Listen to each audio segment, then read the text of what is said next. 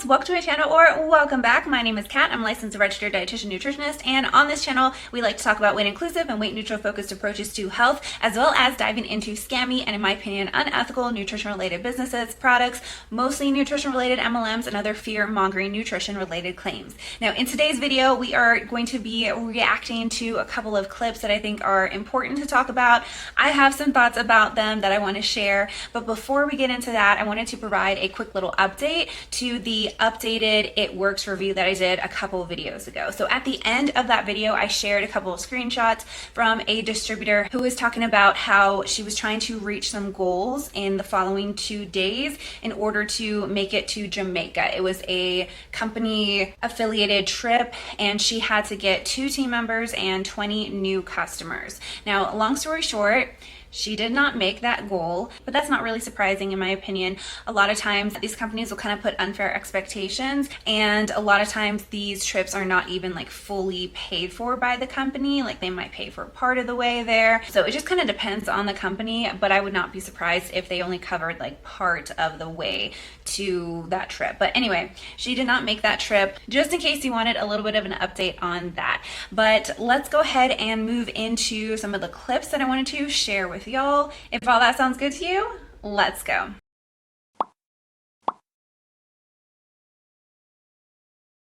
All right, so all of these are coming from my thoughts, my opinions. If you have other opinions about these clips, let me know in the comments down below. You don't have to agree with everything I say. It's okay if you don't.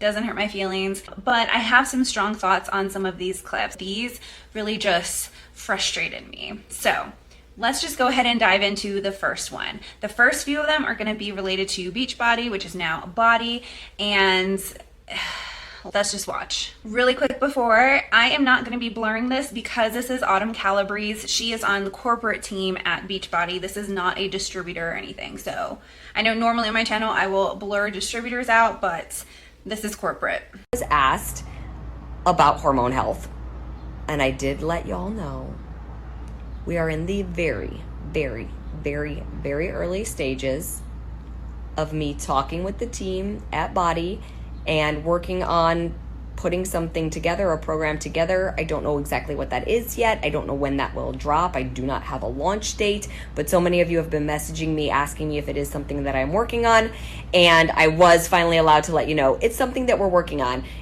Myself, I'm deep into the learning process. I'm also talking with the PhDs that we have on staff at Body. We're talking with some doctors about bringing some doctors on board with this. Your excitement for that was off the charts, and I am really, really excited even to be in this very early stage of this process. You guys know that when I start dealing with something, I go into solution mode and I go into learning mode, and really that's where I love to be, is in that learning and growing mode, so that Okay, so Beachbody is in the process of creating a hormone course. Now, hormones play a crucial role in our bodies. They regulate everything from our mood to our metabolism, our energy levels, our growth, our reproductive health. So many different areas of our body is impacted by hormones. They're important, and that's why there are people, health professionals, who specifically specialize in hormone health. And in my opinion, it's alarming for a company who has a history, a track record that is concerning, is alarming in several different areas. One being that someone can just pay a fee and become a coach and then just start recommending specific health plans to people. Hormone health is one of those areas that you really want to make sure that you're working with an expert before doing something that might cause further damage. She did say that they were talking to the doctors on their team, other people, but Autumn specifically, for the other programs that she has been a part of, whether it has been the digestive health focus program or 21 Day Fix, she'll go back and forth and say like, I worked with professionals or like experts in this, and then other times she'll say, I created this program, like I did the research and stuff. And so she goes back and forth. So I don't know how much of it actually is backed and created by these experts, because if it's anything like the nutrition programs that she has done, the digestive health programs one, I'll leave a link to the digestive health, the gut protocol overview that I did. I was not a fan of it, but like I'm concerned also, like if those experts and the ones who did that, who are the experts that they're finding for this program, their history is just, I don't know what the right word is, like covered with unsubstantiated claims, misleading marketing practices. Like I'm concerned that they're going into or getting into the hormone health area of things. Another thing, like with nutrition, hormone health is very individual. It's not like this one size fits all kind of topic. What might work for one person might be detrimental to another person. And the people who are kind of like running, or who will be running these groups, implementing this plan, are they going to be educated enough to know when things need to shift and when someone should be recommended this versus the opposite? Like, no, you just pay a fee and then you're a coach and you're able to guide people through these programs. A generic course that is can just oversimplify a lot of this when you're talking about not just nutrition but hormone health. It's just oversimplifying the nuances, and in health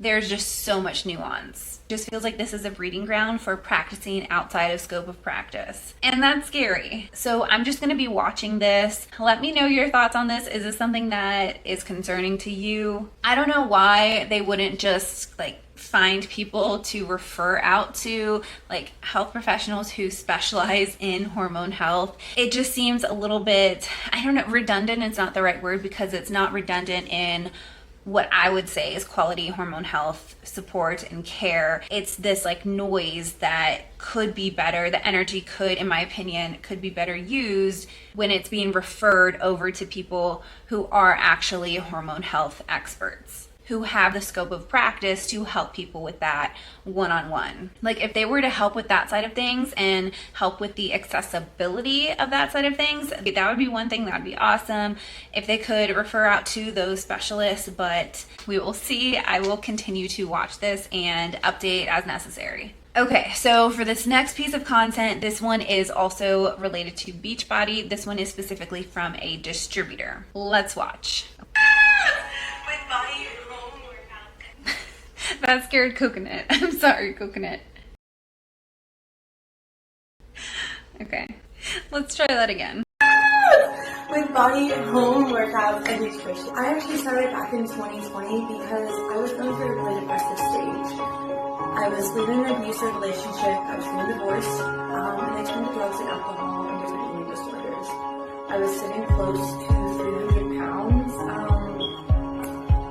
and how I felt was I hated myself. I hated how I looked. I got ready in the pitch black. I hated getting dressed.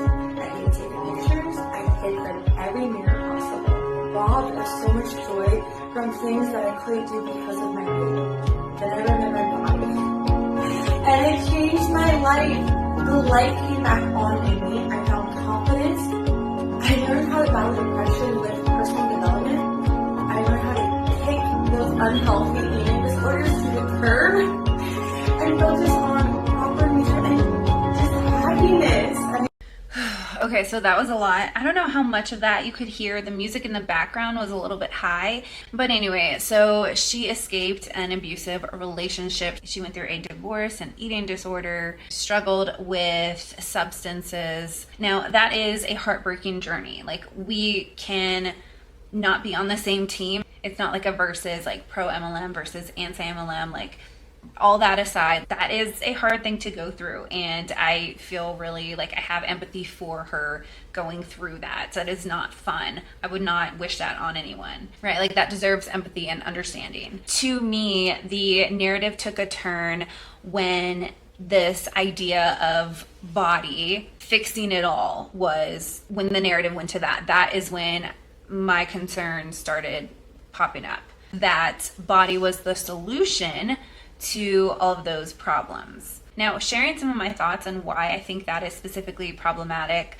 harmful, it's not discounting her specific experience, because her specific experience is valid, but it's the exploitation of, in my opinion, the exploitation of emotions that is part of the issue. Using deeply personal, like traumatic events, situations to sell a product exploits the emotions of the listener. It can make people feel like if they don't purchase a product or if they don't support you doing that product, then like they're heartless, or that you're like disregarding or invalidating their struggles. And like even more, the eating disorders, her relationship issues, the substance abuse, those are such multifaceted issues, right? Implying that one product or one company can be the solution or is the solution, it oversimplifies. And in my opinion, it oversimplifies these challenges. And that can lead to people having this kind of like false hope. People in vulnerable situations, similar situations, might see that story, and because of their situation that they're in, the vulnerabilities that they're experiencing, see this as like a way out, a lifeline. Marketing this product as this kind of fix-all gives people that false hope. And that actually might change their path of them being able to, or actually seeking out professional services or professional help that might really help them to move from those vulnerable situations. And so it's like taking more time away from those resources when this like shiny product comes into their line of sight, basically. Where is that line between genuinely sharing your story versus manipulative marketing? I'm not really sure, but I know in my opinion that that story crossed that line. And it's important to note that like various communities, whether it is like, I don't know, a book reading community or a gym community or just different communities, that can really help people like going through tough situations. But they're not a cure-all, especially for complex psychological challenges. Let me know your thoughts on that one, if you think she crossed the line between sharing her story versus that manipulative marketing. Maybe it's just me thinking. I don't think so though, but let's continue with the next clip. Now, this one made me particularly angry or upset when I saw this one. I'm pretty good about handling my emotions, but this one, it's just, let's just watch.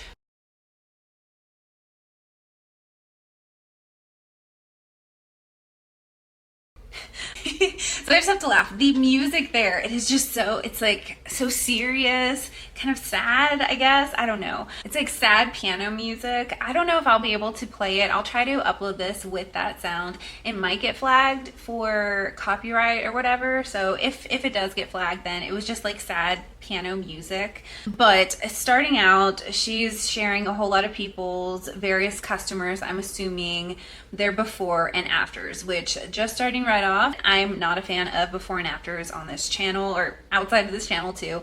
I'm just not a fan of before and afters because they can be so easily manipulated, and it doesn't really give us helpful information, because how one program affects or impacts one person might be very different from how it impacts or affects someone else. And so it's not helpful in a way, because it doesn't say that this will work for you, basically. And before and afters are typically very cherry picked.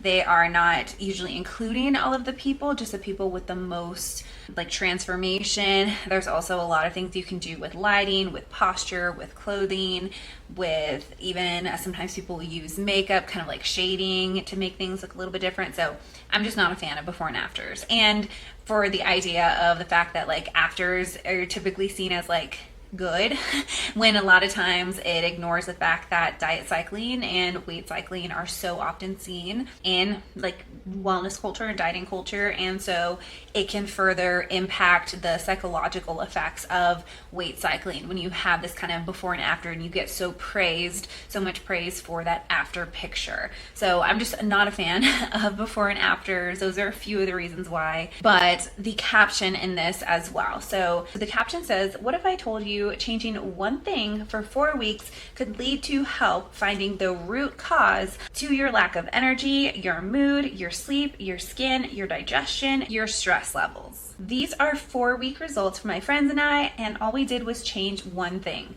food. So there are so many problems with those claims, starting off with the fact that she said changing one thing for 4 weeks could lead to help finding the root cause of all of those issues, those concerns. The body and the mind are complex systems. Suggesting that a single change could overhaul all of that is just, that's oversimplified and misleading. Now, the distributor doesn't outright promise that body will fix everything, but she's heavily insinuating it. And this kind of insinuation, this kind of promise can really push people who are struggling with those things, struggling with the vulnerability, can push them into joining one of these kind of challenges and purchasing these kind of programs and products. They're investing financially, but also emotionally without having evidence of efficacy. And it's just unethical, in my opinion. Now, I had made a mention about the piano music on top of that. Maybe it was just a random, maybe she liked that song, but it just felt like it was a little bit of an emotional kind of choice to choose that specific kind of sad, somber song. And I don't think maybe she thought of it as sad, but just more like a serious kind of song. When you pair a song that is meant to like evoke feelings and you tie that together with misleading claims, that's just a recipe for manipulation. And all of those things that she mentioned, the sleep, the energy, like there could be other reasons why those are going on. And so for those people who have maybe one of those things or a couple of those things going on, that could increase the amount of time that they are taking away from seeing actual health professionals who will address those issues. And if there is actually an issue underlying those, that issue might become worse with the length of time that they're continuing to not pursue like an actually helpful program or plan of action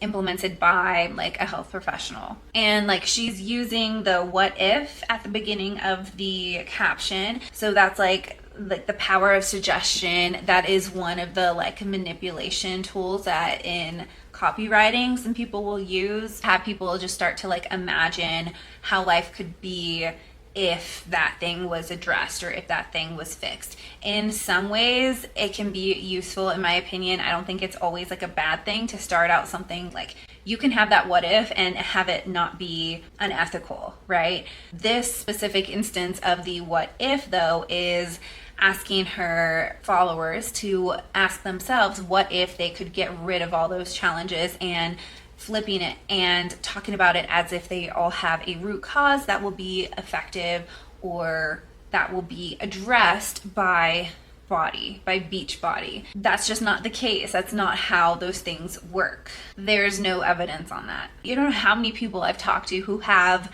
had similar issues, who decided to try something like Beachbody and then just kind of didn't see that progress that they were promised, and then have this kind of trust issue with trying like further things that are even evidence-based. Like it is challenging to put all of your effort, your energy, physical energy, and also mental energy into doing and financial resources to doing a program, having it like not work.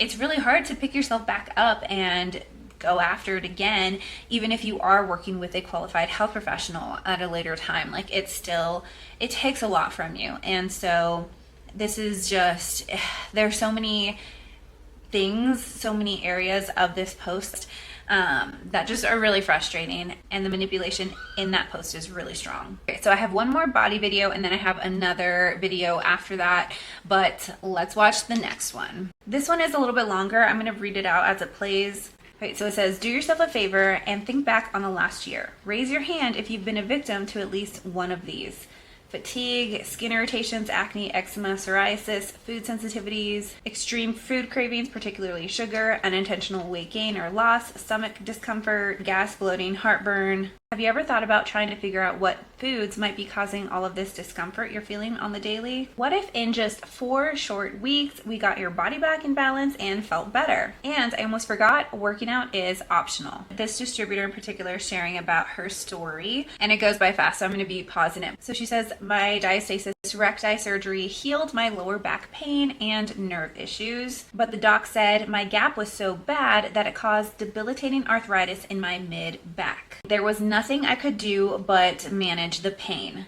With tears streaming, I decided to fight back. I went on a mission to prove the doctors wrong, and the one thing I read was to go anti-inflammatory with your food. Getting the inflammation out of your gut so the rest of your body can get out of its inflammatory state. It's taken consistency and commitment, but the pain in my back that left me crippled is gone. And I give so much of my success to how I fuel this body of mine. And I invite you to go on a 4-week journey with me to see what it could do for you. Details on the next slide for how to join me. She's referring to the 4-week gut protocol. So I have a lot of thoughts on this. Similar to like all of the points that I already said in the other videos about manipulation and using your specific story. It's anecdotal evidence at best, manipulation at worst. And what I thought was really interesting, like funny or just odd, is how much she was talking about the anti-inflammatory kind of approach in a response to her doctors, basically, and trying to prove that anti-inflammatory intake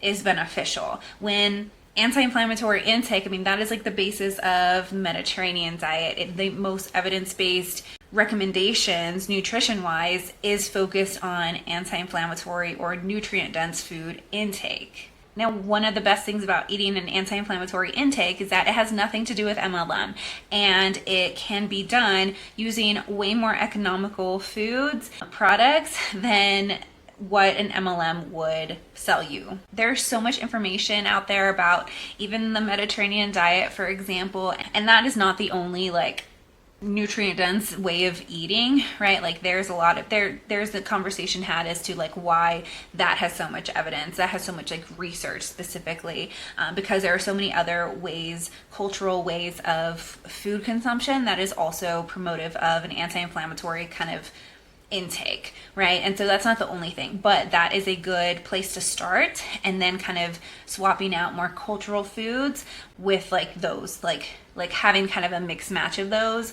I found that to be really helpful too. But this idea that she is wanting to like prove doctors wrong, like most doctors are going to be supportive of an anti-inflammatory, like even if doctors don't spend a lot of time with nutrition, like we know that, that's why they refer out, or they should refer out to dietitians as part of the healthcare team. But they're gonna be familiar and recommend like anti-inflammatory intake typically. And if you are working with a dietitian, even if they don't tell you like upfront that they're recommending or part of the implementation is around anti-inflammatory intake, that still is going to be going on in the background. Like we might not talk about it so much, but that is going to be in alignment with promotion of supporting you get intake of nutrient dense foods.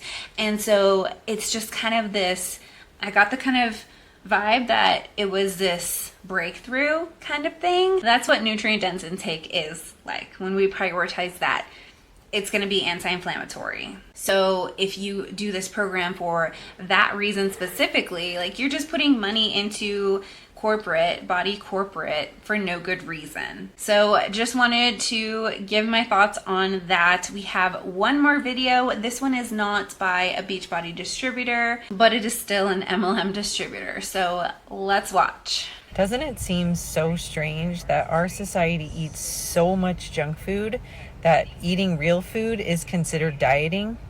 There's a lot to unpack here. So the first part, our society eats so much junk food. Okay. One, I don't like the term, I don't use the term junk food. It implies that there is this binary choice of food, good, bad, junk, not junk. In reality, diets and food, they're nuanced. They can't really be reduced to this kind of black or white box. And another question too, my next point is, what constitutes real food? The ambiguity can lead to misconceptions about what is truly like nutrient dense and nutrient rich and helpful for someone. 3, not everyone has access to what she might describe as like real food. Factors like income and geography, a whole lot of other factors as well play into what someone might be consuming on a regular basis. And that claim just neglects all of that context. Another point is that statements like that can like shame those who eat maybe more processed foods, more highly processed foods, without considering that individual circumstances or reasons why they might be consuming those foods. Like, it is okay to be critical of what we're eating. Like, even if I might not agree with you, it's okay to be critical about food choices and societal habits, but it's essential to approach those topics with a balanced, informed perspective instead of just like spewing out those half-baked thoughts. The second part that I wanted to unpack, the last part, she said that eating food is considered dieting. Now, there's a deeper issue in that last part as well. There's an oversimplification of like the definition or what the term that what she's describing as like dieting, because diet can mean different things. Diet can be someone's like normal intake. Like if you think about, you might do a diet recall. It's just like an average intake. Or if you're talking about like animals, you could talk about like what an elephant's diet is, right? Like it's not a restrictive thing always, but diet could also be a restricted thing too. I'm pretty sure she's referring to the idea that people might be saying, or from what she's understanding, people are saying that if you are promoting the intake of nutrient-rich, nutrient-dense food, that automatically equals to dieting, which I really haven't seen anybody say that. That's not what we're trying to say when we are typically talking about that subject. She is likely overseeing or misunderstanding what probably that content that she's referring to is talking about, like orthorexia. That is that extreme or excessive preoccupation with a food's, like the quality of the food, like consuming foods that are only deemed like healthy or clean, and can lead to a lot of dietary restrictions, unnecessary restrictions, and deficiencies down the line. It can negatively impact overall health. And when you think about the definition of health that we talk about on this channel a lot, it's physical, yeah, but it's also mental, social, and emotional well-being. And so if your preoccupation with nutrient-rich foods are impacting those other aspects of health, then it's probably not healthy. And that's where we can kind of get into the territory of something like orthorexia. And so I hate the idea that she is oversimplifying what the content that she is probably referring to. Eating those foods and having that preoccupation with the clean foods and healthy foods, that is not the same thing as primarily eating nutrient-dense foods. That's not the same thing as primarily eating like minimally processed foods overall. I can tell you that when I was struggling with orthorexia as an older teenager in my early 20s, it was not healthy. Even though I was primarily eating clean foods, it was not overall healthy for me to do. Thankfully, towards the end of my like student time, that's when I discovered intuitive eating. That was around like 2013, 2014, which is wild because that's coming up on like a decade of intuitive eating, but really understanding the framework. And even intuitive eating itself, I don't like using that term so much and stuff because it is so misunderstood, and so many people can just kind of put their own definition on the term intuitive eating and not understand and recognize that it's a whole framework, and that typically when people say that it doesn't work, they're not applying the framework and the principles are like just being disregarded. That's a whole nother topic. I have a video discussing that, but there are some people who don't believe that orthorexia exists or think that it's created or it was created by like big food as a way to have people eat more of like their foods. That's not how it was created though. It's very much a real thing. Eating minimally processed real food can be a sign of dieting. It can also not be a sign of dieting. And she is just taking all of the nuance out of it in order to create this kind of like clickbait content, which I mean I guess kind of worked because we talked about it, but I'm not sharing who she is because I don't want to encourage any engagement. I shouldn't expect her to see the nuances of what a healthy relationship with food looks like, but it's still frustrating to see. All right, so that wraps it up for this video. Let me know your thoughts in the comments down below. Please like this video if you haven't already, and make sure you're subscribed if you want. That would help me a lot. I would greatly appreciate that. Remember, your well-being is important. Just ensure that you're making informed decisions and not just being emotionally manipulated. All right, remember, you can strive for health without subscribing to diet culture. I'll see you later. Bye.